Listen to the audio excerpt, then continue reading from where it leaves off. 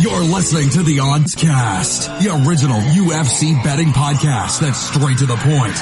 Hosted by leading MMA oddsmaker Kalikas and MMA journalist Brian Hemminger. They provide you the absolute best UFC betting info, picks, statistics, and analysis from the most respected authority in mixed martial arts betting. MMAOddsBreaker.com. Don't place your wagers without us. Welcome to the Oddscast, presented by BetDSI.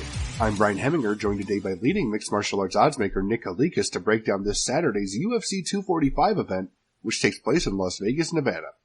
If you're unfamiliar with our format, Nick and I will break down the fight card from top to bottom, providing extensive analysis and a pick for each fight after doing our film study for the event. Looking back at our last event, Kyle Marley's premium bets for UFC on ESPN 7 won 4.23 units overall after winning his plays on Aspen Ladd and Joe Selecki. Kyle has his bets and fantasy MMA picks available now on MMAOddsBreaker.com. Back to the present, UFC 245 features a 13-fight card in total and will be aired on UFC Fight Pass, ESPN2, and pay-per-view this Saturday night. Let's dive right in. Now, kicking things off on Fight Pass is a middleweight contest between Punahele Soriano and Oscar Piechota. Soriano's 6-0 and Piechota is 11-2-1. Now, Nick, where did this fight open, and how has the public shipped at things so far? As always, a couple quick shout-outs before we get rolling here. First off, betdsi.eu. That's our official sportsbook sponsor for the Oddscast, so make sure you head over to BetDSI and check them out. They have a great sportsbook. Also, head over to MMAOddsBreaker.com. Click on the Premium Picks tab and check out Big Marley 3's Premium Pick selections for this weekend's UFC 245 event. The guy is one of the best cappers in the world, and right now currently available at MMAOddsBreaker.com. We have UFC 245, his DraftKings analysis, and he also has UFC 245 Play of the Month available as well. So you do not want to miss this. This guy is one of the best cappers in the world, as I always say. He's up over 260 units the last 18 months, and he's looking to cash in even more this weekend at UFC 245. So make sure you check out Big Marley 3. It's well worth it. And also, UFC on the Line, the UFC Fight Pass show. We just did another episode this past Monday with Yanni the Greek, Brendan Fitzgerald, and I, along with Jason Symbol as well. So make sure you tune in to UFC Fight Pass and check out our breakdown for UFC 245. It's an awesome show. Show us some support. Go in there and comment. Use the hashtag UFC on the Line to communicate with us and give us some feedback on Twitter as well. So make sure you check that out. Now, getting right into this card, getting into the first fight of the night, this is going to be a doozy. Soriano minus 145, Piechota plus 115. That was the opening line. And right now, what we're seeing over at BetDSI is currently minus 115 either way. So this fight's exactly sitting at a pick'em. And I'm looking across the Don Best screen, and we're seeing that this fight's sitting basically at a pick'em across the screen as well. So a lot of two-way action coming in on this fight, a lot of split opinions on this fight as well. I mean, what you have here really is two finishers that are going to come in. They're going to throw some leather. They're going to try to get this fight to the floor. They're just going to try to utilize every aspect of the game. But again, more than anything else, these guys are really finishers, and they go out there and offensively especially, they're definitely capable of doing some good things. Piechota on the feet, he's a little bit underrated, honestly. I mean, he mixes things up pretty well with his hands and his feet. He's got a decent clinch game as well, but he's definitely hittable, and Soriano packs a punch. I mean, that's what he's got going for him here. I think as far as punch goes here, if they start exchanging and trading, I like Soriano to kind of win those exchanges. On the floor, both these guys do have a ground game as well. Soriano obviously wants to wrestle and get on top when he does get the chance to do so. He's capable of doing that, as he's proven before as well. So there's, again, a lot to like about these guys. This should be a wild fight. I mean, you can't be confident either way, because I think, again, offensively, these guys are both finishers. Defensively, I think they're both flawed, and they're still developing a little bit. So this is going to be a test for both guys. I don't expect it to kind of play out all that long, and I'm going to side with Soriano because I really, more than anything else, I think he's the new blood. He's the fresher meat, and I think he's going to come in here and probably put on a show for at least the first part of the fight. That's all I expect it to last. So not a confident pick, and it's a tough one for me to bet. I'm personally passing this fight. I'm not touching it either way, but I do think it gets done inside the distance here either way. So my pick is going to be Soriano to get it done. And I'm right with you. Soriano, he looks great in his first few appearances on Contender Series, smashing his opponents in about 4 minutes each. But there were some question marks about his conditioning, but he actually answered those questions by earning a decision in his last appearance on Season 3. So, it wasn't the best performance, but at least he proved that he could go the distance. Now, Piahota, on the other hand, he was a guy that I was really impressed with when he first entered the UFC. I thought that he could potentially be a player in the middleweight division, but he just has not been able to get things going. His conditioning also has come into question, particularly against Gerald Meerschaert, and also Rodolfo Vieira getting submitted there. So I've been less and less impressed with Piahota, and I think Soriano is actually coming into this and potentially catching him at a good time. So I'm a little concerned about what happens if this fight does go into a third round, because neither guy is very good with their conditioning, even though Soriano did win a decision. I would expect, especially in a UFC debut, that his conditioning is going to be even worse just because the adrenaline's going to be really spiking. He's going to be pushing hard early. And Piahota already has his conditioning issues. So I feel like Soriano does hit a little bit harder than Piahota. So, I'm going to side with Soriano. I think if there's a finish in this fight, it's probably going to be knockout from Soriano. So I'm going to side with him. I think he gets a victory here in his UFC debut. Now, dropping down to the flyweight division, we have Jessica Ai, who is 14-7, taking on Viviane Araujo, who is 8-1. Now, Nick, what's the MMA oddsmaker's perspective on this one? Araujo opened -200, the comeback on Jessica Ai at +160. And right now, what we're seeing over at BetDSI is currently -180 on Araujo, the comeback +150 on Ai. So line margins have tightened up. Two action is coming into this fight as well. I mean, you're seeing Jessica Ai coming from a title shot and becoming an underdog her very next fight after that title shot. So she's kind of in that gatekeeper role right now for the UFC flyweight division, and that's kind of not a good spot to be in. At the same time, for her, I think this is a good spot to kind of get respect back. I mean, after that loss, it was a devastating knockout loss. She fought one of the best female fighters in the world on the planet all time, really. Shevchenko is just phenomenal. So not necessarily a bad loss. I mean, getting to that spot, but at the same time, she definitely wants to get back in here and show the world that she's still hungry and she's going to make another run towards the title. But she has her hands full for sure with Araujo. I mean, Araujo's looked nothing but fantastic since she's come into the UFC, and better than I really anticipated. I mean, she obviously has a grappling background, but her stand-up is getting better all the time as well. I mean, that fight with Alexis Davis was very impressive. Before that, of course, her win over Bernardo in her UFC debut on short notice as well. I mean, there's a lot to like about her. Like I said, the improvement she's making by leaps and bounds, I think, is something special to watch. So she's going to have some advantages as far as pure technique over Jessica Ai in this fight. But I think as far as how this fight plays out, it's going to be relatively close. I think it'll be back and forth. Jessica Ai has decent takedown defense. I think she's experienced enough on the feet. She's faced far better and much more of a threat than Araujo on the feet, at least. I mean, Araujo, I think, will have success against Ai back and forth. But again, Ai's been in there. She's been in there with tougher competition as well. So I think people are underestimating her a little bit in this spot. So I think this is going to be, again, just another one of these ladies fights that are evenly matched. It'll go back and forth a little bit. Araujo is going to look to take this fight to the floor, but it might be Jessica Ai actually getting top position at times as well here. So this is going to be a split decision type of fight in my mind. It's a dog or pass situation. And again, I know a lot of people are kind of counting Jessica Ai out right now. She's just kind of not the popular side to pick in this spot because Araujo seems to be on the rise, but I'm going to go against the grain. I've only picked once against Jessica Ai, and that was a Shevchenko fight. I think she's that talented, and I'm not going to pick her against her here as well. So I think people kind of seem to underestimate her, and I think she is a damn good fighter. She's going to come out here and prove it again. So my pick is Jessica Ai to get the slight upset in this spot. Ai is a talented fighter, but the problem here is she's got a lot going against her. She's coming off the loss for the title, brutal knockout loss. And then she missed weight by 5 pounds. So, and on top of that, she's facing one of the best up and coming flyweights in the division in Araujo, who, debuted at 135 and knocked out Talita Bernardo, and then beat Alexis Davis pretty handedly in her last fight, somebody that has already defeated Jessica Ai. So, Araujo's got power on the feet. She has good technique with her stand-up, and she has good submissions. I think it's just going to be a little bit too much for Ai.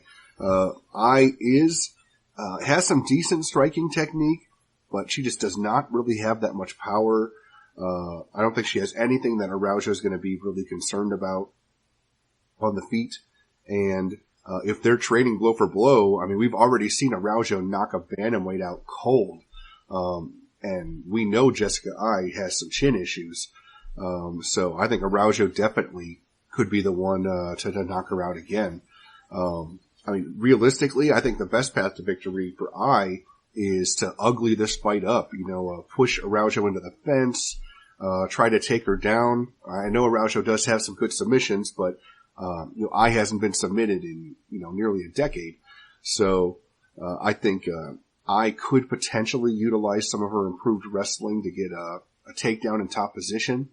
But other than that, I think, she could be in some trouble here. Araujo is just really, really talented, and I think, especially after missing weight, it's not looking good. So, I'm going to side with Araujo. I think, she wins at least a decision and potentially wins by knockout. Now, sticking with the flyweight division and moving over to the men's side, we have Brandon Moreno, who is 15-5-1, taking on Kai Kara France, who is 20-7. Now, Nick, where did this fight open, and how has the public shifted things so far? Kara France, minus 130. Moreno, even money. And right now what we're seeing over at BetDSI is Kara France minus 165. The comeback on Moreno at plus 135. So more action coming in Kara France's way. Not really that surprised. Again, he's kind of the flavor of the month, so to speak, at this point. He deserves it, though. I mean, the guy's been around the sport outside of the UFC for a while. He's been kind of working up to this point, and now since he opened the door and kicked it in, actually, and got on the roster, he's done phenomenal. So, you gotta love what you see in France, Kara France, for sure. He's the type of fighter that's continuing to improve.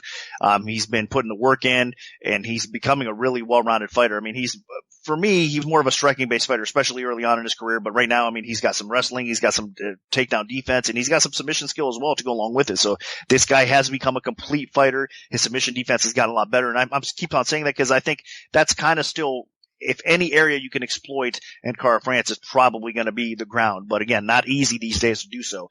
But that is area Moreno's going to want to explore more than anything else here as well. Because on the feet, I think it's going to be Kara France that kind of is more technical. It's going to kind of look to pick Moreno apart. Moreno is dangerous. He does have a little bit of power, and he's more than capable of landing a big bomb and kind of shaking things up a little bit, maybe hopping on a submission after the fact. So I think you do have to respect Moreno. He is definitely a dangerous fighter, and he's still improving and getting better all the time as well. So I think people are probably underestimating Moreno in this spot. I think he's a little bit too dangerous, at least for me, to bet the chalk on the other side. So even though I'm going to pick France to win this fight, because I think he can kind of follow the similar blueprint that Pettis did in their fight against Sergio Pettis against Moreno as well. But I mean, again, styles make fights. Moreno learned, and he's probably improved somewhat from that fight. Of course, Francis as well, but I'm saying it's not going to play out exactly as most people think, that France is going to have an easy blueprint to win that fight. So he's going to try to follow that path, but Moreno brings chaos at times. And if he's able to do that in this fight, he's going to probably find a way to get in position and maybe finish this fight. So for me,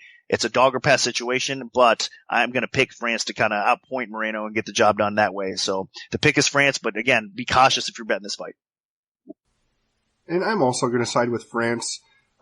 I know that Brandon Moreno is dangerous, and if this fight does get finished, I actually feel like it'll probably be Moreno, because he is very powerful if he can connect with something that you don't see coming, and he also has some sneaky submission skills as well. We've seen him pull off some impressive stoppages, most notably I think the Dustin Ortiz fight, a guy that's been competitive against some of the best in the world, and Moreno was able to not just beat him, but stop him.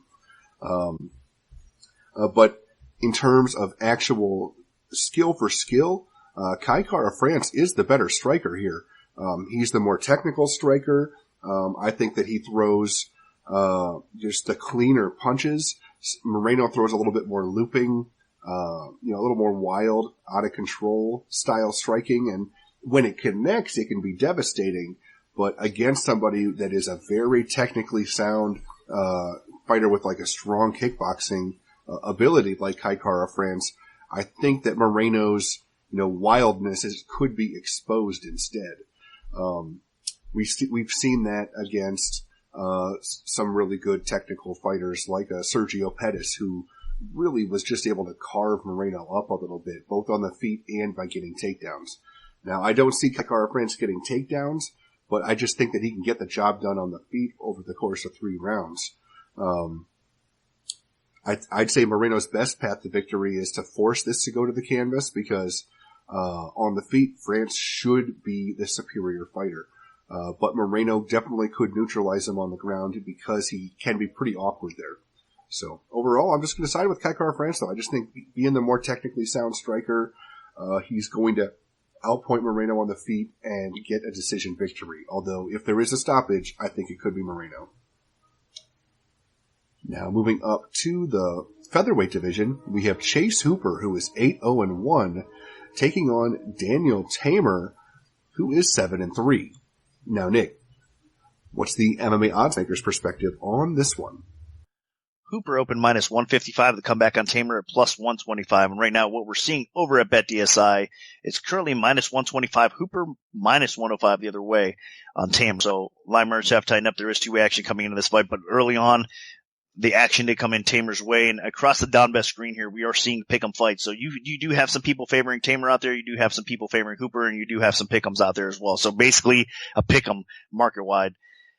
Tough one. I mean, and I'm saying that because I'm gonna probably lean a little bit more towards Tamer as far as, I mean, he's a front runner. I think the guy is the more capable fighter, especially skill set overall. I mean, if he could keep this fight upright, I think he's by far the more devastating striker. I mean, the guy has, like his brother, offensively, he's definitely talented on the feet where he does have knockout power. He pushes a high pace, his aggression, he's got that killer instinct as well. A little bit of everything offensively that you want in somebody that's going to go out there and go after it. So Tamer is like that. But the problem with Tamer is, as the fight progresses, he starts to slow down. His conditioning does give up on him a little bit.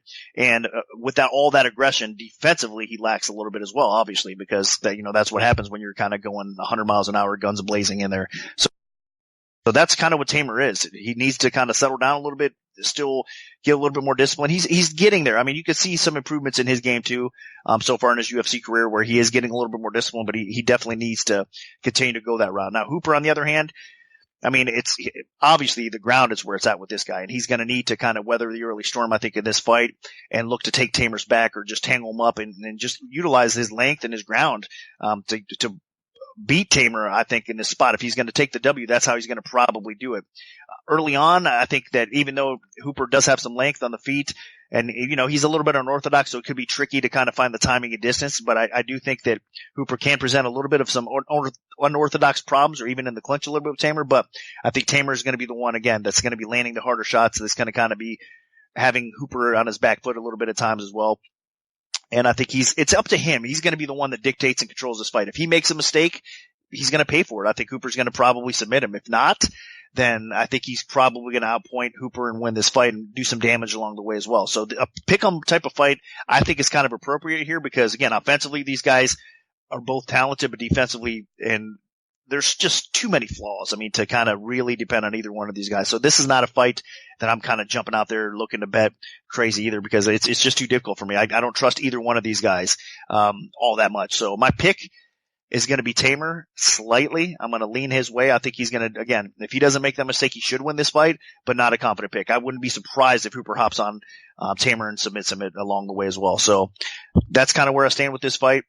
And it's going to be a difficult win as well. So watch it, enjoy it, and hopefully you guys do well. Yeah, this is definitely a battle of grappler versus striker.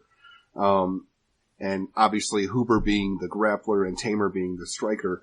Hooper, he's a guy that's got some impressive submission skills, but on the feet, he also can take some damage. I mean, he really took a beating before coming back in his appearance on Contender Series, and it was an impressive comeback, but, it was against a guy that was not as good of a striker as Daniel Tamer. So, what's going to happen if he just takes a sustained beating?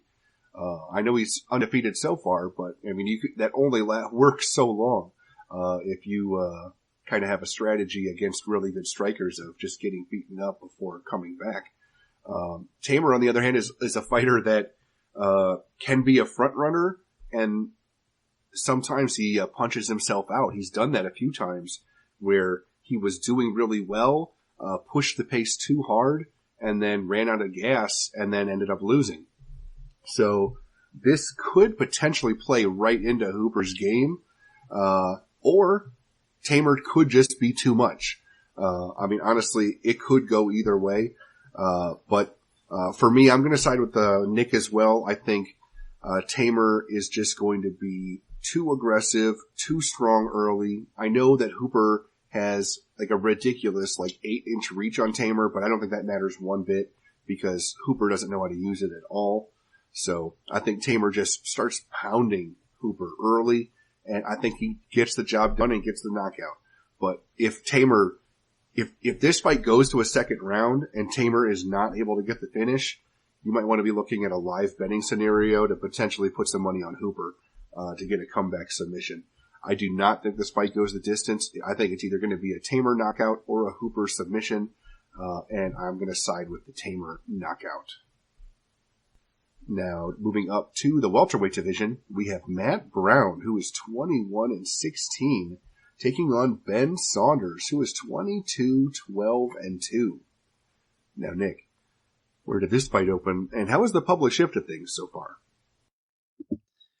Matt Brown opened minus 350. The comeback on Saunders at plus 275. And right now what we're seeing over at BetDSI is minus 355 on Brown, plus 265 on the other side at Saunders. So line margins have tightened up again a little bit, and there will be two-way action in this fight. A lot of people, I think, are going to throw Brown in parlays. A lot of people are going to bet Saunders inside the distance if that prop's available at your book.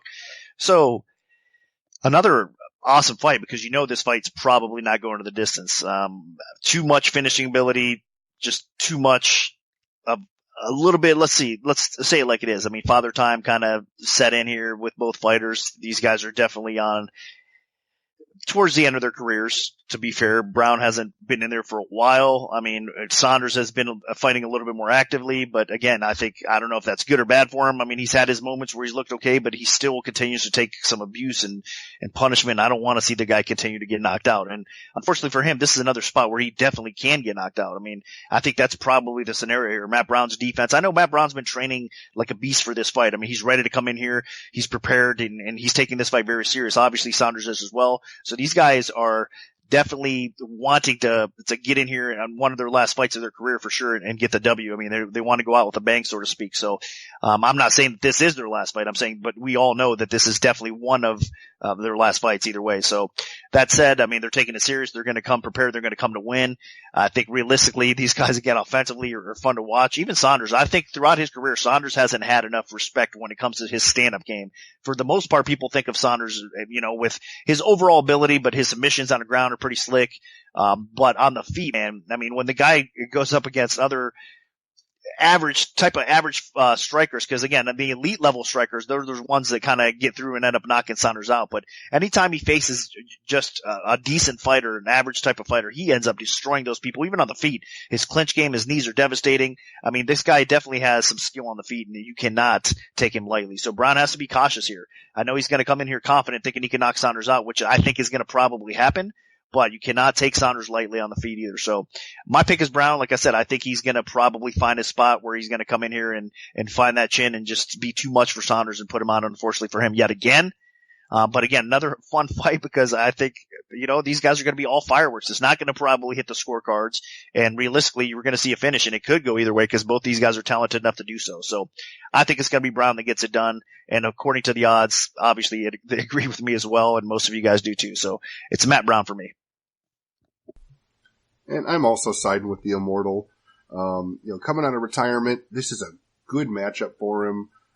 Ben Saunders is a veteran that isn't exactly spry either, and he's pretty vulnerable with his chin. So Matt Brown being just a killer on the feet with devastating power and a great pace should be able to catch Ben Saunders at some point and take him out. We've seen Ben Saunders put in situations like this already multiple times, and pretty much every time he ends up getting stopped. So that being said, Ben Saunders does have a skill set that could have a path to victory here against Matt Brown. If for some reason this fight goes to the ground, Matt Brown does have a history of having some issues with good ground fighters with submissions, and Saunders is pretty crafty on the canvas. I don't see how or when this fight would go to the canvas unless somebody gets hurt first. But if for some reason it goes to the canvas and Saunders still has his wits about him, he couldn't wrap Matt Brown up with something. He has a good rubber guard. He has some triangle chokes. He's got those long limbs. It's possible. But on the feet, Matt Brown should be in control, although I will say Matt Brown has been vulnerable to a good body shot throughout his career, and Ben Saunders does have some good knees in the clinch. He has that Muay Thai ability. I don't think Saunders is as good as Matt Brown standing. I don't think he can take a shot like Matt Brown, but if Saunders lands that perfect liver shot, that could be enough. So, I played my devil's advocate there for Ben Saunders enough, but overall, yeah, I just think Matt Brown pushes Saunders around. I think Matt Brown gets in Saunders' face and lands some big shots and takes him out. So Matt Brown is going to be my pick. Now moving up to the middleweight division, we have Ian Heinisch, who is 13-2, taking on Omari Akhmedov, who is 19-4-1. Now, Nick, what's the MMA oddsmaker's perspective on this one? Heinisch open minus 130, Akhmedov at even money. And right now what we're seeing over at BetDSI is Heinisch minus 140, the comeback on Akhmedov plus 110. So line did get tighter a little bit. And again, it's kind of heading, it looks like, towards Heinisch, but it'll probably be one of those spots where you see two-way action and we see some dog action come back in and it'll bounce back and forth as well. Because I think this is another difficult fight. Not an easy fight to pick here. Through the first few fights so far, they've been difficult at the betting window as well. So again, I think this is one of those cards in those spots that be patient. You don't have to bet every fight. And this for me is another one that I think I'm going to probably stay away from because I think there's just too much question marks surrounding, I think, defensively more than anything else. I mean, Akhmedov, to me, he's looked really good. In fact, he's starting to kind of grow on me a little bit because I thought more than anything else, the guy comes out and he's kind of one of those guys that's kind of a front runner as well throughout his career where he puts so much power into his techniques at times that he kind of wears himself out as the fight progresses. He's got the wrestling to go along with it too. So it just kind of, his style is grueling and it kind of wears you down and he does start to kind of slow down. But I think his conditioning is getting a little bit better. He's starting to get that experience, starting to settle in. The octagon is becoming more of his home, and he's starting to show it in his performances. So Akhmedov has never been better, in my opinion, for himself. You know, he's at the best point of his career that he's ever been, mentally and physically. So that's great to see. Heinisch, on the other hand, I think he's kind of come into the UFC with a little bit of hype, and then, of course, man, he's had some pretty solid wins, and I think that's kind of boosted him to another level and kind of almost overhyped him a little bit. And I think that he's not quite what everybody thinks. Now, again, I'm not trying to disrespect the guy because I do think he's talented. He's a strong fighter. He definitely pushes a high pace. He's not afraid to get in there and mix it up. He's got some power on the feet. He has some wrestling. He's got some submission skill as well. So he's definitely a tough guy to deal with. And his win over, one example is Antonio Carlos Jr. That's a very impressive win. Carlos Jr. is a really good fighter. So picking off fighters like that, Ferreira, Carlos Jr., you're legit with Heinisch. But that said, I mean, he got derailed a little bit to the hands of Brunson last time, and it kind of brought him back down to reality. Now, of course, Akhmedov and Brunson are kind of different fighters, of course, no doubt about that. But I still think that Heinisch got brought back to reality enough to make this, in most people's minds, a really competitive fight. So I think what you see is Akhmedov going to be a little bit ahead of Heinisch as far as, I think he's a little bit more dangerous on the feet. I think he is more than capable of getting some takedowns and maybe landing on top. But can he continue to keep the pace up? I think Heinisch will make this a close fight. Even if he is getting beat a little bit on the feet or if he is getting beat to the punch, even in the wrestling aspects at times, I think he'll be able to reverse things. He'll be able to have some success on the feet. He'll be able to get where he wants to on the ground as well. So he'll make it a competitive fight. So this is another one of those that are going to be kind of a toss-up to me, in my opinion. I know more people are probably going to lean with Heinisch in this spot, but I'm going to go with Akhmedov. I think I like what I've seen a little bit more from him recently than Heinisch. And again, that's kind of not being fair to Heinisch, I guess, because he's looked pretty good as well. But I just think that Akhmedov is the better fighter of the two, honestly. So I'm going to pick Akhmedov in what should be another ridiculously close fight. So enjoy it. Heinisch has kind of made his career in the UFC out of taking on fighters that are more skilled than him and getting the win anyway, just because he pushes a high enough pace and he has a lot of heart. That's what helped him against Cesar Ferreira. That's what helped him against Antonio Carlos Jr. I think he could have easily lost both of those fights, skill for skill, but he just wore those guys down and was able to survive any submission troubles. Now, obviously, Derek Brunson was a little bit of a different case. He was facing a guy with a superior wrestling to him that could also go all 3 rounds, and was a pretty good striker as well. With Akhmedov, though, I feel like it's another fighter that he can wear down. I do feel like the wrestling's going to be close between these two, but Akhmedov probably is the better wrestler of the two. So I get Akhmedov starting strong, but we've also seen Akhmedov have a history of conditioning issues. Now, when those conditioning issues rear their ugly head, is usually determines when or if Akhmedov loses a fight. If it happens earlier in a fight, like in the second round, then he's in trouble. But recently, he's been doing pretty well. Akhmedov has, I think he's 4-0-1 in his last 5 fights, so he's been able to avoid any losses since moving up in weight. And particularly, he's looked good in that last fight against Zach Cummings. Now, he hasn't faced any world beaters in the middleweight division, so this is definitely a big test. Vettori was a good fighter, but, that was a draw. This time around, he's taking on a top 15 middleweight. So we're going to see if Akhmedov is going to be for real in this middleweight run that he's on. And I just think it'll be a little bit too much. Heinisch is a big, strong middleweight, and Akhmedov has fought at welterweight before. I think Heinisch can really force Akhmedov to work for every takedown, and I think that Heinisch can just wear him out, because that's what he did against guys like Antonio Carlos Jr., who I think are way more skilled than Akhmedov, and Carlos Jr. has fought at heavyweight before, and especially also at light heavyweight, and had success. So the fact that Heinisch was able to wear him out really impressed me. And I think if he could do that to Carlos Jr., I think he could definitely do it to Akhmedov. So I can see Akhmedov starting strong, but I just cannot see him finishing strong. And I think Heinisch pushes a high enough tempo that he just wears Akhmedov out. So I'm going to side with Heinisch. I just think the scrappiness, the heart, and the conditioning get the job done for him over potentially a superior wrestler. So Heinisch is going to be my pick. Now dropping down to the women's bantamweight division, we have Ketlin Vieira, who is 10-0, taking on Irene Aldana, who is 11-5. Now, Nick, where did this fight open, and how has the public shifted things so far? Vieira opened minus 245, the comeback on Aldana at plus 195. And right now what we're seeing over at BetDSI is Vieira minus 175, the comeback on Aldana at plus 145. So line margins have tightened up. Most of the action coming in Aldana's way. I get it. I understand it. I mean, first of all, Vieira's been off with her knee injury. She had surgery for quite some time. I mean, almost a couple years. So I know that layoff alone is kind of scary to people. With that said, though, I mean, before that, man, you could really see some good things. She was on her way to becoming a legit title contender as well with Vieira. And I think she's one of the fighters that's only improving as well as she's kind of continuing her career. So the setback with the injury, of course, never like to see that, but I think she's still young enough and still fresh enough in the MMA world that I'm not expecting it to really hinder her all that much. And again, that ring rust thing that, some fighters believe in it, some fighters don't.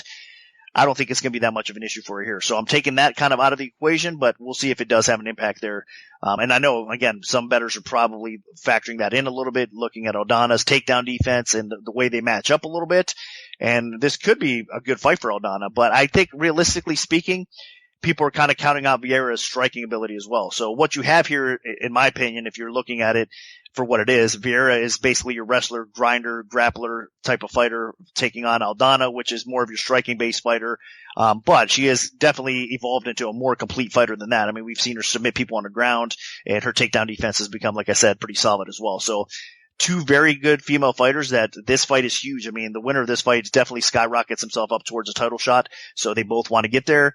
And I think they're both capable of doing some good things as well. So That said, I'm going to lean with Vieira. I think she can get the takedowns. I know, again, on paper, Aldana's takedown defense looks ridiculous, and it seems like it's going to be a tough spot for Vieira, but I like the way Vieira can kind of strike her way inside and get those trip takedowns and get those body lock type takedowns. I think she is going to probably land one. And once she gets on top of Aldana, she's going to go to work. She's going to be able to control a little bit. It's not going to be, again, easy because Aldana's very physically strong. She's not a small lady by any means, but I think still Vieira's going to be able to control that. And I think once it does play out on the feet, Aldana might have a little bit more success, but Vieira's going to be holding her own on the feet as well. And I think she's going to be the one that's kind of the more complete fighter, and it's going to show because she's going to be able to put everything together and win rounds that way. So it won't be an easy fight. I'm expecting it to be grueling. So I can understand a little bit why people came in and bid on the underdog. If you're looking at it on paper, you're looking at it, for what it is right now, it does seem tempting, but I honestly think that the opening line was a lot more justifiable, and I lean Vieira's way. So I think it's a favor to pass situation,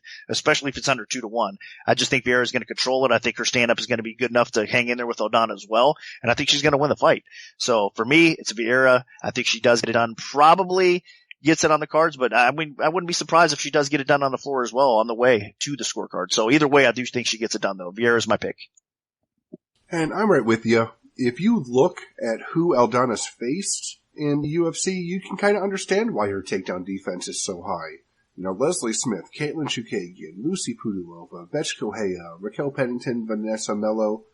You're not going to get a lot of strong takedowns from those opponents. The only person that she's faced that repeatedly wanted to take the fight to the ground was Talita Bernardo. And even in that fight, Bernardo stood and banged for some stupid reason for a good majority of that. So, if you go back, I was in Vegas when Aldana challenged Tanya Evinger for the vacant Invicta Bantamweight Championship, and I remember Evinger just repeatedly took her down, dominated her on the ground, and ended up finishing her with TKO on the ground, with a TKO in the fourth round. So, I know what happens when she faces a really good ground fighter. And I think that was pretty much the last time she did. Against somebody like Vieira, who I think would steamroll Evinger on the ground, that makes me pretty nervous about Aldana. Now on the feet, Aldana is good. I mean, she has great boxing. She has a good stiff jab. She does not have the best defense, although it's improving. Vieira, on the other hand, I think, has actually made some pretty good strides with her stand-up. She was definitely a fish out of the water, and she's still not, elite on the feet, but at least she's to the point where she's competitive enough to have her opponents respect it and gives her an opportunity to set up her own takedowns. So, how this fight plays out, I think, Aldana is going to, probably get a slight edge on the feet, but, as soon as there's an opening, I think Vieira takes this to the floor, and I think that she controls it, whether from top position with a decision or potentially TKO or submission on the canvas. I think Vieira does whatever she wants on the ground, even with some improvements in the ground game of Aldana. I don't think that they're even close to good enough to be competitive on the ground with Vieira. So Vieira's going to be my pick. I think that she shrugs off that 21-month layoff like it's nothing. So I will be picking Ketlen Vieira. Now, moving on to the main event of the preliminary card, we have a welterweight contest between Mike Perry, who is 13-5, and Jeff Neal, who is 12-2. Now, Nick, what's the MMA oddsmaker's perspective on this one? Man, this is going to be a good one, no doubt. Neal open minus 155, Perry open plus 125. And right now what we're seeing over at BetDSI is Neal minus 240, the comeback on Perry at plus 195. So line margins have tightened up a little bit, more action coming in Neal's way. Of course it's going to come in that way. He's the better fighter in this spot. I mean, let's just say it like it is. I think he's a better striker. He's just a more complete fighter. I mean, I have a ton of respect for Perry. I think he's one of those fighters that you do not want to face in the welterweight division because he's such a tough, hard-nosed, durable, in-your-face, powerful. I mean, he's just one of those guys that is going to not ever stop until you just completely knock him out or destroy him. That's the only way. You're going to have to make this guy physically stop before. I mean, he's just not going to quit mentally, I guess you could say. So you got to love that in fighters like Mike Perry. So that's what makes him a very difficult guy to fight. And I think this is going to be one of those cases where it's going to be obvious that Neal, I think early on especially, is a little bit better because he's going to be outpointing and landing, I think, the cleaner shots on Perry along the way. But as this fight progresses, Perry's the type of fighter that just wears on his opponents because he's there. And he's going to, again, just not be easy guy to take down. He's not going to be an easy guy to kind of put on his back foot. He's going to bring that pressure. He's going to be landing some hard shots as well. So this is going to be a difficult, grueling fight as it goes. If Neal doesn't get it out of there early on, then I think that there's going to be an issue for him as the fight progresses a little bit. So I'm not as confident as everybody else just jumping on Neal's wagon early on. I mean, again, the opening line, I get it. I mean, if you got Neal under 200, then you did pretty good, I think, overall, because he should win this fight. I'm going to pick him to win this fight. But where the line is now, it's difficult for me to bet him because I think it's just too tough to lay that kind of money against a guy like Perry where he's going to try to, give it all he can for 3 rounds and be in your face. And if you just slow up one spot, he could jump on something and finish you as well. He can, he's got that killer instinct for sure where he could just kind of turn up the notch and just put you out. So I am cautious with Perry. I think he's definitely a good fighter and you have to respect him. And it's hard for me to lay 2.5 to 1 against him in this spot. So my pick is Neal, but at this point, it's probably a dog or pass situation. And I'm right with you. I think Mike Perry is a talented fighter, and he's definitely done way better in the UFC than I ever expected he would. But Jeff Neal is pretty nasty. I mean, this guy hits hard. He has 4 inches in reach on Perry. He's a little bit taller. I just think Perry's going to have his hands full. Perry got off to a really great start in his UFC career, but, if you look, he's had some good fight of the night, performance of the night type of bonuses, but he's still been losing. And I think Jeff Neal is a legitimate top 15 guy, very powerful brawler, and if they're trading punch for punch, even though Perry hits hard, I think Neal can take it, and I don't know if Perry can. So I think this is going to be an exciting fight. I think the reach advantage for Neal will be huge. I think that he's going to be landing some good jabs on Perry, and I think at some point he's going to really hurt Perry, potentially knock him out. So worst case scenario, I think Neal just does enough to win each round. But obviously you still have to be concerned because Perry does hit hard, and if he does connect with something nasty, Neal could be going down. But I'm going to side with Neal. I've been impressed with everything I've seen out of him so far, and I think that as long as he stays composed, he gets the job done. So my pick's going to be Jeff Neal. Now, kicking off the pay-per-view main card, we have a bantamweight contest between Peter Yan, who is 13-1, and Uriah Faber, who is 35-10.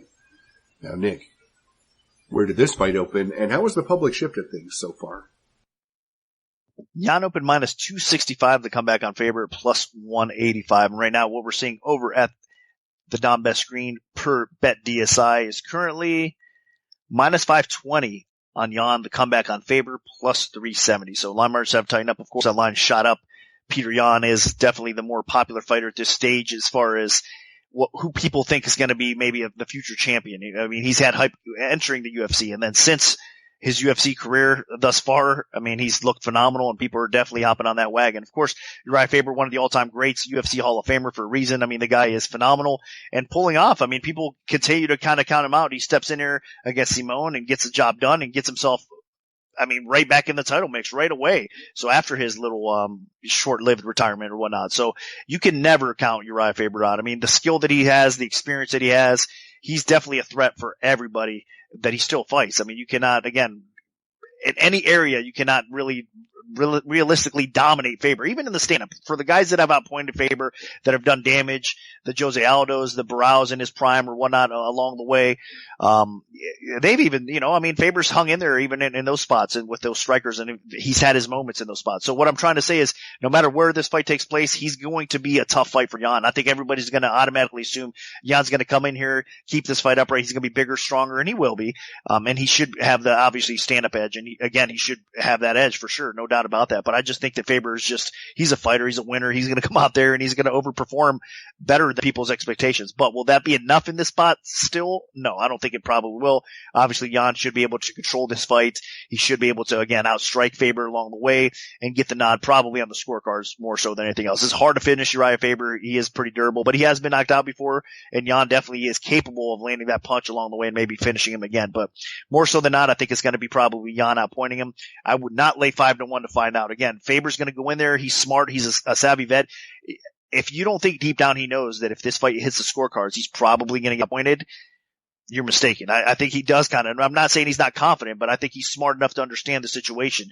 And that's why it makes him a little bit more dangerous. He's going to come out here and he's going to throw that big bomb on the feet. He's going to look to jump on Jan's back and maybe submit him that way or guillotine choke. So he's going to look to finish this fight. So if you're laying 5-1 against a savvy vet like Faber that's capable of finishing fights in this spot right now, you're insane, despite Jan being the rising star and the potential title holder in the future for sure. I understand the situation, but again, for minus 265 to minus 500, if you're getting on it right now, you're insane. Stay away from it. You don't bet Peter Yan in this spot at minus 550 or whatever it is.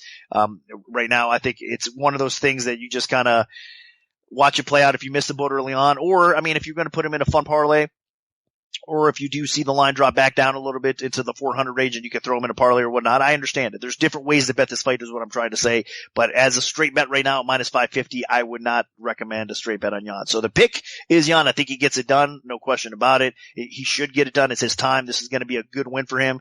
I mean, Uriah Faber having that win on your resume is definitely more than impressive. So he deserves it. I think he does do it. But just again, another spot where you have to be cautious because Faber is a legend of the sport for a reason. I mean, the guy's been in there with best, and he's going to come to perform here as well. So the pick is Peter Yan. It should be a good fight. Yeah, and I got to side with Yan as well.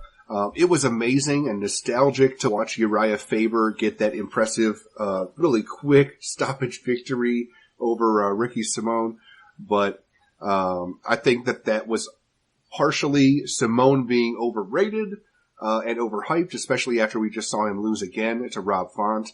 And just, Faber just being in the right place at the right time. Simone was a fringe top 15 guy, around number 12 or so, or 10.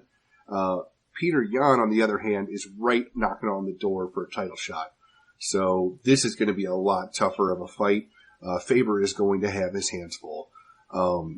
If you remember the last times, Faber was thrown in there against some of the best bantamweights in the world, it didn't really end that well for him.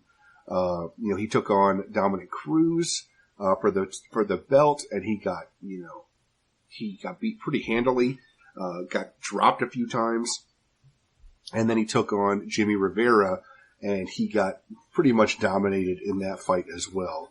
So, that was the last time that he faced anybody in the top 5 in the bantamweight division. And that was back in 2016.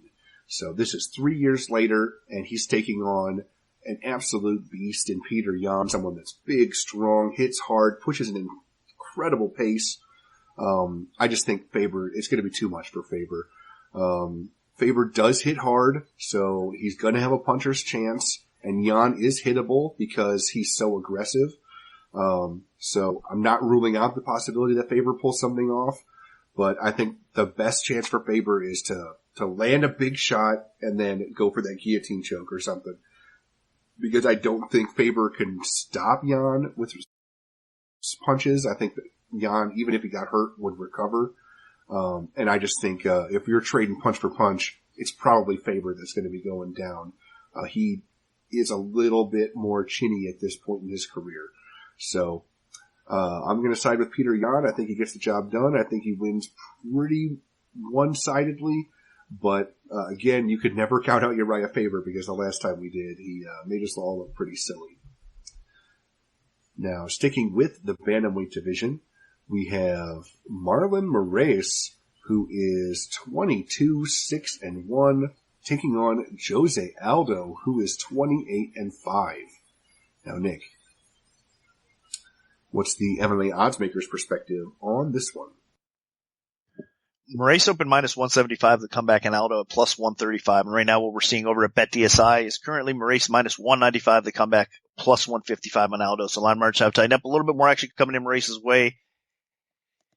It seems like there's going to be a lot of action coming in this. I mean, I think the sharper bettors or the bigger bettors are probably going to bet Moraes, and I think the smaller bettors are going to come in and bet on Aldo. I guess the more casual bettors are going to take that dog price on Aldo. Of course, he's a household name, one of the best featherweights, one of the best fighters on the UFC roster of all time. I mean, you got to give Jose Aldo that kind of respect and credit. Let's not forget what he's accomplished throughout his career. Amazing, right? I mean, let's just get into it, though. I don't know how the heck he's going to make the bantamweight limit. That's ridiculous. I mean, he was having issues back in the day making 145 pounds, but looks like he did. The diet worked out well for him. He made the limit. I mean, it's shocking, to be honest with you, how I never would have thought we'd see Jose Aldo at 135 pounds, 136 pounds. So credit to him. I mean, that's just mentally wanting to do something, having the discipline to do that. That's a first win right away. So making the weight cut for Jose Aldo, congratulations. I mean, that's, win number one out of this for this weekend, I guess you could say, for him, for sure. Now, the next step is a tough one too as well. Moraes is a beast, obviously. I mean, if you were going to look at it back in the day and say Jose Aldo versus Marlon Moraes, who wins? I mean, it's no brainer. Jose Aldo in his prime. Of course, he's going to be bigger, stronger, but now in the same weight class. In 2019, it's amazing. I mean, Moraes is the rightful favorite in this spot, so I just don't know if we've seen the best from Moraes at this point, meaning I think that the best might be behind him as well. So I know a lot of people are thinking of Jose Aldo as a decline fighter. And again, Father Time catches up with all of us, and he's definitely caught up to Jose Aldo a little bit. But also, I think Moraes, the better days of him kind of are in the past maybe as well, because I think the World Series of Fighting champion that we've seen Moraes, I'm not sure if we've seen that in the UFC thus far. And I know that's unfair to say because what we've seen from him has been pretty phenomenal, really. I mean, he comes into the UFC debuts and he gets that close split decision loss to a Sun Tzu. But then again, he follows up and he he beat Dotson in a close decision. But after that, this is what I'm talking about. Those 3 quick wins. I mean, those quick finishes that he got. I wish I would have seen a little bit more from him in those fights as well. So all we have seen, let's tell it like it is. When they've hit the scorecards, have been competitive decisions with Moraes. They've been competitive. And I think if this hits the scorecards as well, we're probably going to see another competitive decision because I think we're seeing something that's not typically what we're used to in Moraes. I think we are starting to see a little bit of him slowing down. I mean, the fight with Cejudo, to me, is kind of a head scratcher because I think obviously he went out there and he was smashing Cejudo early in that fight. Round 1 was his. He looked phenomenal. But then round 2, when Cejudo did start putting on the pressure and he connected, I mean, it changed the complexion of the fight. Moraes started gas a little bit quicker as well. I mean, it was a grueling fight for him. Obviously, he took a lot of damage. But it just didn't sit well with me. So what do we have with Moraes? I mean, I guess what I'm trying to say here is, even though he's been in there with some good competition, so far in the UFC, I guess I haven't seen enough of what he's capable of doing. I mean, like we have in the past with World Series Fighting. So I want to see that. Now he's facing a guy like Jose Aldo coming down in weight. That's one of the all-time greats. This is not an easy fight. This is another one of these fights that's difficult for me at the betting window as well, because I have a hard time believing totally in Moraes at this point. And then again, I'm going to have a hard time doubting Aldo at this point as well, even though he is making the weight cut. So for me, this should be a fun fight. I think Moraes probably does get it done with pointing Aldo along the way and, maybe even finishing a Jose Aldo at this point of his career as well. But I'm not confident enough to kind of predict it until it does obviously play out, because I think there's a lot of question marks surrounding both fighters. So on the show, on UFC On the Line, I did mention this as well. This is one of those fights I think that you could probably just sit back and enjoy and stay away from actually betting it, because there's just a lot of question marks surrounding it. So that's what I'm going to do here. I'm going to pick Moraes to win because I think he should at this point, but I'm not confident here either, guys. I mean, let's face it. Jose Aldo could come in here and perform way better than we're all expecting him to, even if he is taking that drastic weight cut. So my pick is Moraes, but I'm expecting probably some good things from Aldo in this spot too. And I'm right with you. It seems like Jose Aldo was able to get that weight cut going, and for somebody that has had brutal weight cuts to make 145, he made 135. I mean, it's incredible. I mean, he still looks, people have been talking about how he looks for like the past month, but, say what you want, he made it. So now we just have to see how he performs, and that will be the real test. Aldo is getting up there in years, and perhaps he feels that dropping down to bantamweight could re-energize his career after, he lost, 3 title fights basically. But But I think this is going to be tough. This is tough. Marlon Moraes is a killer. This guy has devastating head kicks, good punching power. He's just ferocious on the feet. You saw that in the Cejudo fight. I mean, he had Cejudo in trouble. Cejudo was basically fighting on one leg, and then Moraes just kind of punched himself out, being too aggressive, trying to take Cejudo out. He got tired, and Cejudo turned the tables on him. And I don't think that happens here. I think Moraes stays a lot more composed. He has a lot of respect for Jose Aldo. And you can't disrespect somebody like Aldo, and not pay for it. So, Aldo has, brutal leg kicks as well, good punching power. We've seen, an increase in his aggression, in his more recent fights at featherweight. Although Volkanovski was able to bully him a little bit over the course of 3 rounds and steal a decision. Now, Moraes, I just feel like he's going to hit a little bit harder, and I think he can take a shot a little bit better. We've seen Aldo get knocked out. We've seen Aldo get hurt. And dropping down a weight class, you would think that usually is not good for your chin. So I think it makes it even potentially more likely that Aldo gets hurt or knocked out along the way. But these are 2 of the best strikers in the world at 135 and 145 pounds, respectively. And meeting at 135, anything could happen. So I'm not going to completely discount Jose Aldo and say he has no chance. Especially with Moraes coming off of a loss as well. But I will say that I do think Moraes gets the job done. So I'm going to side with Marlon Moraes. I think potentially knockout, but he might play it a little safer after his most recent loss and try to cruise through to his decision. So I'm going to side with Marlon Moraes, though. Now, sticking with the bantamweight division and moving over to the women's side, we have champion Amanda Nunes, who is 18-4, rematching Germaine de Randamie, who is 9-3. Now, Nick, where did this fight open, and how has the public shifted things so far? Nunes at -303, the comeback on de Randamie, +225. Now, there are a few opening lines for these title fights that are floating around. My personal opener was -300 for Nunes, +240 for de Randamie. So, line marks have tightened. Basically, 3-1 was the market opening price, and I think it was about right. So, right now, what you're seeing over at the Don Best screen per Bet DSI is currently -300, +235. So, it is about right. It's been holding steady. I mean, it's been out for so long, and the line's kind of been floating around at that same spot, and there has been a lot of action that's come in on this fight. So again, I think it's appropriately set. Maybe a little bit too high as far as skill set goes, because de Randamie is definitely one of the best strikers ever. In fact, in my opinion, a few years back, she was the best striker in the sport, in the female any weight class, in the UFC roster, outside. I mean, in mixed martial arts period, de Randamie was the best striker, and technically speaking, she still might be. But I'm saying might, because I think right now, obviously, as far as effectiveness goes, as far as just, nastiness in the striking world goes, Nunes is definitely the one to look at, because she got rid of who everybody thought was the Mike Tyson of the weight class in Cyborg. She just destroyed Cyborg, to the point where, honestly, say what you will, but it seems to me like Cyborg didn't really want that rematch heading over to Bellator. So, Nunes is just a beast right now. She's a confidence level is at an all-time high. Obviously in their first fight, I actually bet de Randamie in her first fight. I thought she would probably keep the fight upright and be able to outstrike Nunes and get the W that way. I really was confident she would get it done. But when Nunes got inside, kind of slowed the fight down, got it to the floor, and then, did what she did to finish that fight, I wasn't that shocked. I was disappointed, to say the least.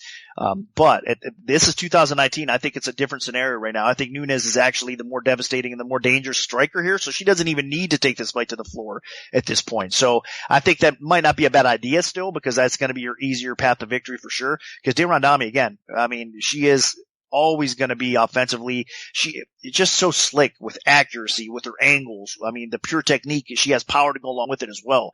She is a great striker. This is going to be the hardest fight on the feet if it stays out up that way and plays out that way for Nunes that she's ever had. I know Shevchenko gave her all she can handle as well, but again, De Randamie is going to be right there and she's going to be capable. So it's probably a dog or pass situation in most people's mind. I understand that. But as far as the matchup again in 2019, for me, I think Nunes' power is going to be a little bit too much. If you're looking at De Randamie, she's not the same fighter she was back a few years ago. I think she's a little bit slower on the feet. She's a little bit more susceptible to getting hit. And I think even though she hasn't been knocked out, she's been kind of taking some damage, and you could see it affect her at times if you look back at her last few fights. So yeah, I think that there's something to be said about that. And I think that Nunes is going to be probably a little bit too much on the feet for her. She's going to probably hit that knockout blow to at least stun her and then maybe be able to jump on something. So at this point, I just think Nunes is going to be a little bit too much for her. So I do have all that respect for De Randamie, as you guys all know. I just said it, but Nunes is going to probably finish this fight inside the distance. So again, on the show for UFC on the Line. Check it out. I do have a play for this fight as well. It's a prop play, but I do like Nunes to get this fight done. I think she keeps on to her title. She hangs on to her title, and what is, like I said, honestly, probably the most, if not one of the most difficult fights in her career. But I still think she gets it done. So my pick is Nunes to retain the women's bantamweight title. And I completely agree. As Nick mentioned, they fought way back in the day, early UFC times, and Nunes was able to get some takedowns and got top position and was able to get the finish. But this time around, Nunes is just a completely different animal. On the feet, she is just devastating. You look at who she's beat on the feet. She drops Miesha Tate on the feet, chokes her out. She knocks out Ronda Rousey in a minute. Raquel Pennington, she won in the 5th round by stoppage on the feet. Then knocks out Cyborg in a minute. And most recently, Holly Holm, another really talented striker. She head kicks her and takes her out in the 1st round. So Nunes is flying high right now. She is so confident in her skills. She hits as hard, if not harder, than any woman in the world at this point. Plus, she backs it up with speed. That's what helped her against Cyborg. I mean, she just got in Cyborg's grill and threw, and Cyborg just couldn't keep up with her. So I think that could happen right here. Randamie is really good at distance fighting. I mean, she can crack. She has good counter striking. You absolutely saw what she's capable of in her fight against Aspen Ladd. 16 seconds, and she drops her with a right cross. And maybe the ref jumped in a little early, but that's a fighter in Aspen Ladd who just bounced back and got a quality win most recently. So that was a huge win for Randamie. Really set the tone. And you look, Randamie has won 5 fights in a row now. If you go back. Her last loss was Amanda Nunes, back in 2013. So, Randamie hasn't been the most active, but recently, just really impressive against Aspen Ladd, and definitely deserves this opportunity. So, the way I think this fight plays out is, Nunes just gets in Randamie's grill and starts throwing bombs. And if that doesn't work, I think Nunes can get takedowns still, and that is definitely the easier path to victory. Randamie is a bit of a fish out of the water when she's on her back. So if Nunes wants an easy win, that should definitely be what she does. But just most importantly, Nunes just needs to avoid fighting from distance, because Randamie, she can fight at 145 pounds and utilize that long reach pretty well. So if Nunes can get inside, I think that she'd be in really good shape, and I think that's what happens here. Whether she gets inside to crack Randamie with big power, or whether she gets inside to get a takedown. So either way, I think that will set up a finish for Nunes. So Nunes is going to be my pick. Now moving on to the co-main event of the evening in the featherweight division. We have champion Max Holloway, who is 21-4, taking on challenger Alexander Volkanovski, who is 20-1. Now, Nick, what's the MMA oddsmaker's perspective on this one? Market opening price was around minus 200 for Holloway. The comeback on Volkanovski plus 150. My opening line was minus 170 for Holloway, Volkanovski plus 150. So basically similar. Overall, there has been some action coming in both ways, of course, and the line got bet up over to 200. Now it's starting to come back down a little bit. And I think this is, again, kind of an appropriately set line as far as the public goes, because I think that they're going to want to continue to come in on Holloway. And that's what the reports are early on. The more casual, the more, I guess I don't want to say square action, but overall, because we're going to have, when you have a title fight of this caliber, when you have people with this skill set, they're going to have sharp action on both sides of almost every fight when it comes to a title fight like this, right? So it's, when I'm saying more squares are on the side, don't get offended out there if you're on the side that's said, because like I said, there is going to be true sharp action on both sides of this. But what I'm saying is the more casual fans right now are coming in and betting Holloway. So you got a little bit more square action coming in on Holloway and a little bit more of the sharp action coming in on Volkanovski. And I think that that's kind of the way to go here. As crazy as that sounds, because I think Holloway, obviously one of the time greats, one of the best featherweights ever. I mean, between him and Jose Aldo, you could definitely make a case for those guys, either way. But of course, he's got those wins over Jose Aldo. So, I mean, featherweight has been Max Holloway's world, really, and he's looked phenomenal. I mean, just the pace that he sets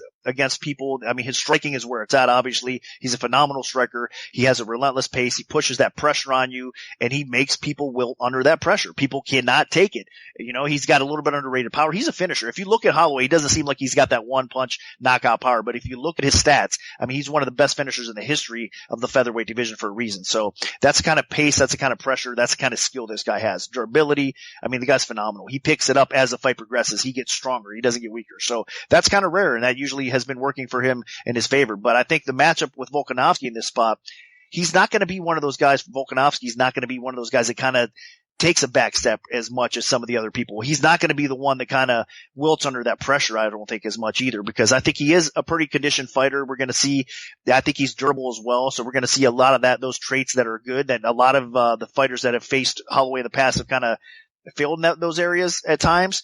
Not all of them, of course. Like Frankie Edgar, I mean, his conditioning is pretty much, for the most part, always been decent, of course. But again, we're seeing a different version of Frankie Edgar. So I think a lot of people are making some comparisons. I might bring in Edgar up because they're going to say wrestling. Edgar has the wrestling. Edgar has the pace, whatever. But no, Volkanovski at this point of his career is a different threat than Frankie Edgar is as well. So I think Volkanovski is a powerful fighter. He's going to be willing to stand in the pocket and exchange, and he's going to be probably doing some damage along the way as well. So I like the way he matches up with Holloway. I mean, I think, like I said, Volkanovski can sit there. He won't take as much of a back step. He's going to be putting the pressure back on Holloway. I think if you look at similarities between fights, even though it was up a weight class, I think he could kind of follow Poirier's blueprint a little bit, where Poirier was kind of sitting in the pocket, trading with him, landing, doing some damage, pushing forward. He had Holloway on his back foot. I think Volkanovski at some points of this fight is going to do the same as well. So again, I think that this is a fight that matches up really well for Volkanovski. He can slow this fight down, pin him up against the cage, maybe get a quick takedown or two. It's not going to be easy to hold Holloway down. His takedown defense has got a lot better through the years. We know that. And then it's not going to be an easy fight no matter what, for sure. But I do think it's a dog or pass situation. And I'm going to pick Volkanovski to win this fight straight out. I think that his time is now. And I mean, the guy's legit. There's no question about it. And it's going to be a tough fight, but I think we are going to see a new champion crowned.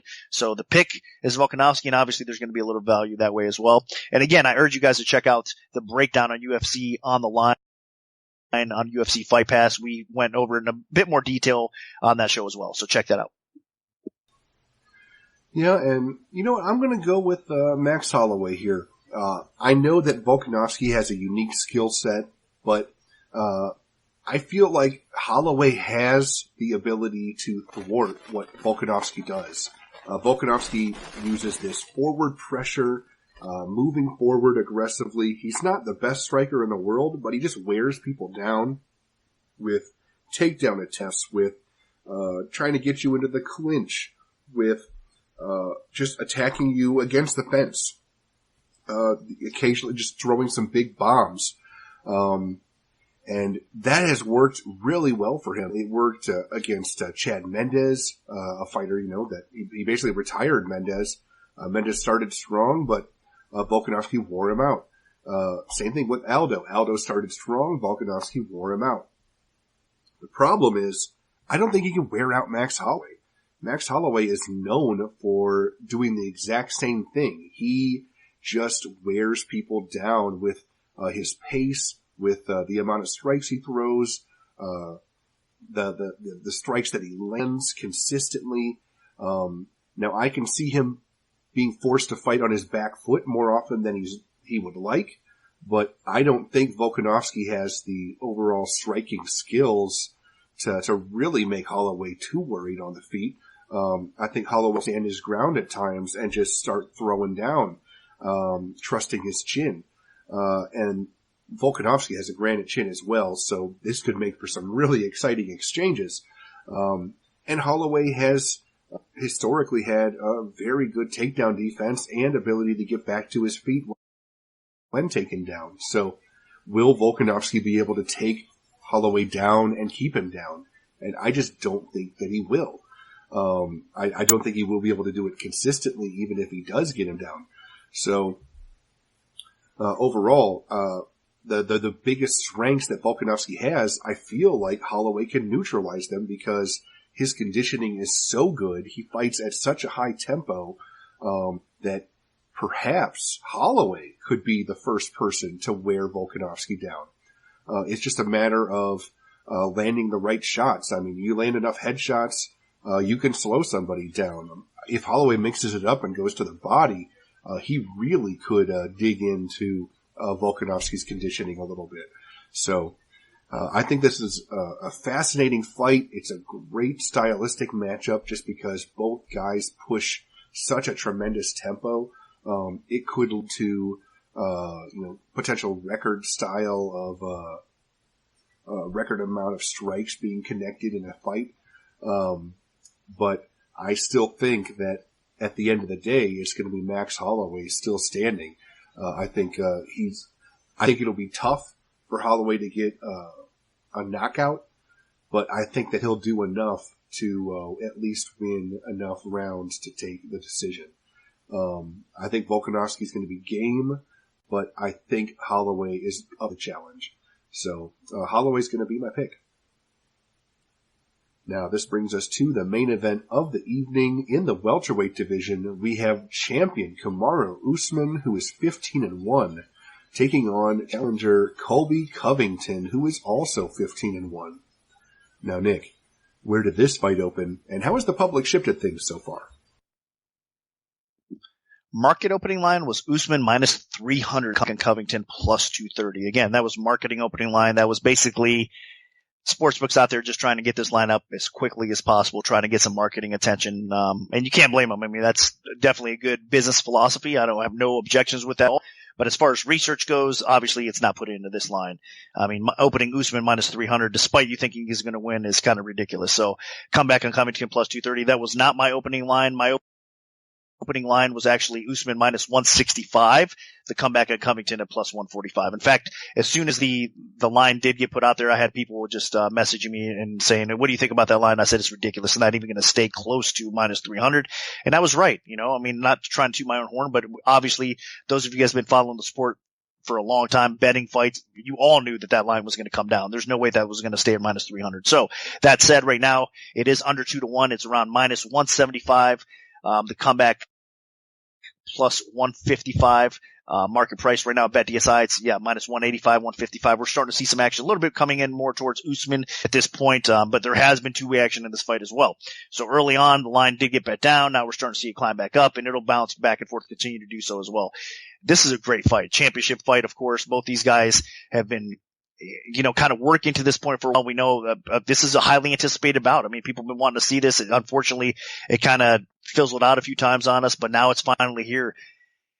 And I'm loving it because I think this is going to be just such an interesting fight. You have two similar fighters that are going to go in there and just with a relentless pace, with conditioning, with durability, that are going to come in here and just put on an all-out war for probably 5 rounds. So that's what I love about this, first of all. Now, of course, as far as the line goes, I know a lot of people are going to be supporting Usman in this spot because, I mean, honestly, just what he did with Woodley. Nobody has ever seen Woodley get controlled and just out-muscled and outgunned like he did in that fight. I mean, it wasn't even close.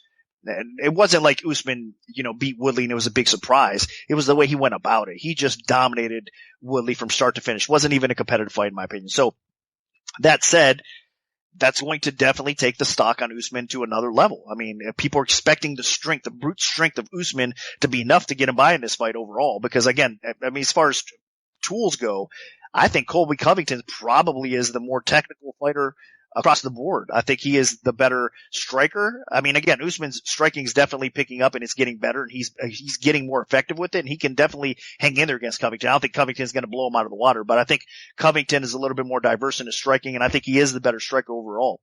And I mean, the Covington pace that he pushes is ridiculous as well. Most of Usman's striking does come from him kind of bullying his opponents up against the clinch, getting the fights to the floor. Most of his effective striking technique comes from him being on top. But that said, Covington, at a distance, if you look at some of the stats that he has, I mean, he's more effective actually in the distance as far as his striking techniques go. I mean, those stats don't lie, and those are out there as well. So, I mean, you could kind of see that play out with the video footage as well. So I think in space, Covington is going to have a little bit of an advantage. Now, as far as the wrestling and the distance, Usman is obviously going to have that brute strength advantage where he's going to probably try to neutralize Covington, to maybe even take him down, control him that way. I just don't think it's going to be as easy to do as everybody thinks. I think for the most part, people thinking, like I said, Usman's going to be the bully here. He's going to come in here and just do what he does, and Covington's going to get shut down.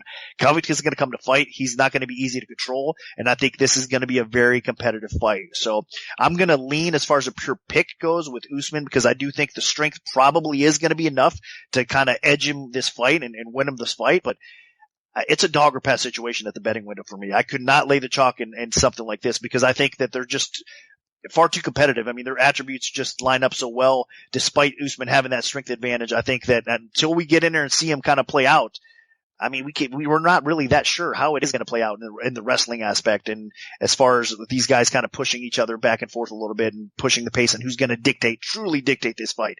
We're all thinking it's going to be Usman based on what we've seen recently, but again, once they get in there, could be a different story, and I think Colby's going to put up a better fight than everybody's anticipating. So my pick is Usman to get it done, but my bet would be on Colby Covington. It's a dog or pass situation in this spot.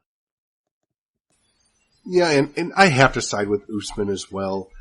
Colby Covington is an extremely talented fighter, but I just don't think that he has the pure talent of Usman. I think between the two of them, I think Usman is the better wrestler. I think Usman's the better striker. I think Usman is the better athlete. That being said, I think Covington probably pushes a bit of a higher tempo, Usman, and Covington mixes things up a little bit better than Usman. When you watch Covington fight, he puts pressure on his opponents, and he is just attacking with on the feet, and then boom, shifts to a takedown, forces his opponent to defend the takedown, then he's back up top, cracking him in the head. I mean, it is constant, varied attacks, and that could potentially wear Usman down in a 5-round fight. So that is something that you really do have to consider, because in a pure stand-up fight, I think Usman wins. In a pure wrestling match, I think Usman wins. But if Covington can just really force Usman to work and mix things up constantly, this fight gets interesting in a hurry. So I'm right with Nick. I think this fight's crazy competitive. We also haven't seen Usman in a hot minute since he defeated Woodley to take the belt. So that could play into it as well. And in the meantime, Covington's been out there just looking amazing in all of his fights. He dominated Robbie Lawler. Lawler really couldn't get anything going. He dominated Rafael dos Anjos, made Maya look silly. I mean, Covington is definitely getting better and better every time we've seen him. So you cannot take him, cannot discount his skills here. So, that being said, Usman being such a tremendous athlete, I mean, I was really blown away with his performance against Woodley. I thought that perhaps Woodley would be the one guy that was just that one level above both Usman and Covington, and Usman was just clearly the better fighter. So I was blown away. And if he brings that type of performance and against Covington, if not, but perhaps better, now that he's had some more time to keep working on things, it could be a tough night for Covington, because if Covington can't really threaten with his stand-up or with his takedowns, what's he really going to have?